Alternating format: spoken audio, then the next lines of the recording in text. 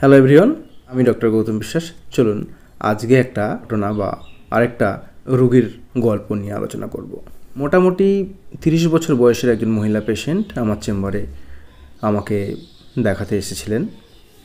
তো initial introduction পর্ব শেষ হওয়ার পর আমি তাকে জিজ্ঞেস করলাম যে আপনার কি সমস্যা হয়েছে।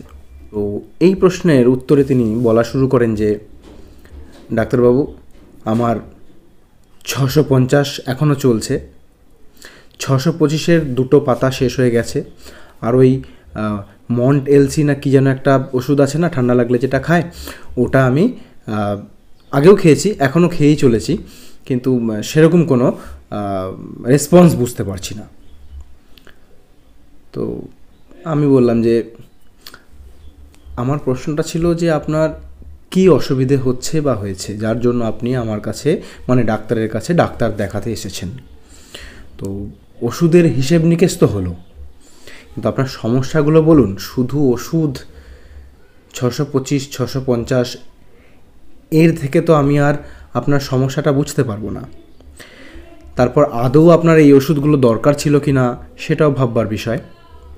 তো আপনি আপনার সমস্যাটাকে খুলে বলুন। তখন পেশেন্ট বল, ও আচ্ছা ডাক্তারবাবু, হ্যাঁ ঠিক ঠিক। তারপর পেশেন্ট নিজের রোগের বিবরণ দেওয়া শুরু করলো। তো এই ঘটনা থেকে আপনাকে যদি মানে টেক হোম মেসেজ কী আছে, শিক্ষণীয় উপদেশ।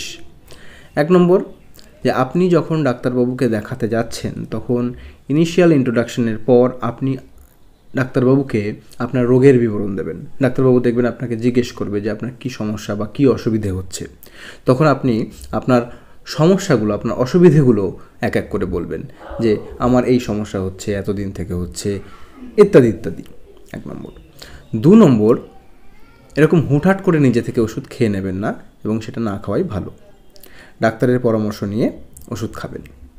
3 নম্বর, যদি আপনি আগে কোনো ওষুধ খেয়ে থাকেন, দুরকম হয়, একটা নিজে থেকে ওষুধ খাচ্ছেন ওষুধের দোকানে বলে, যদি সেরকম হয়ে থাকে তাহলে ওষুধের যে ব্লিস্টার প্যাক যেটার মধ্যে ওষুধটা ছিল সেটা সাথে নিয়ে আসুন। তাহলে বোঝা যাবে যে ওই 625টা কী ওষুধ বা 650টা কী ওষুধ। ওরকমভাবে ডাক্তারবাবু 625 খেয়েছি, 650 খেয়েছি এরকমভাবে বললে কিন্তু সবসময় বোঝা যায় না, এবং বোঝা গেলেও সেটা কিন্তু কনফার্মেটরি নয়।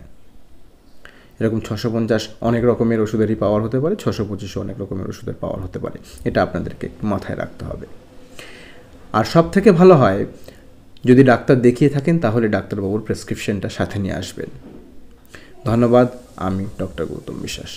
আশা করছি এই গল্প থেকে আপনারা অনেক কিছু ইনফরমেশন, মানে কিভাবে কথা বলবেন ডাক্তারবাবুর সাথে, সেটা শিখলেন। নমস্কার।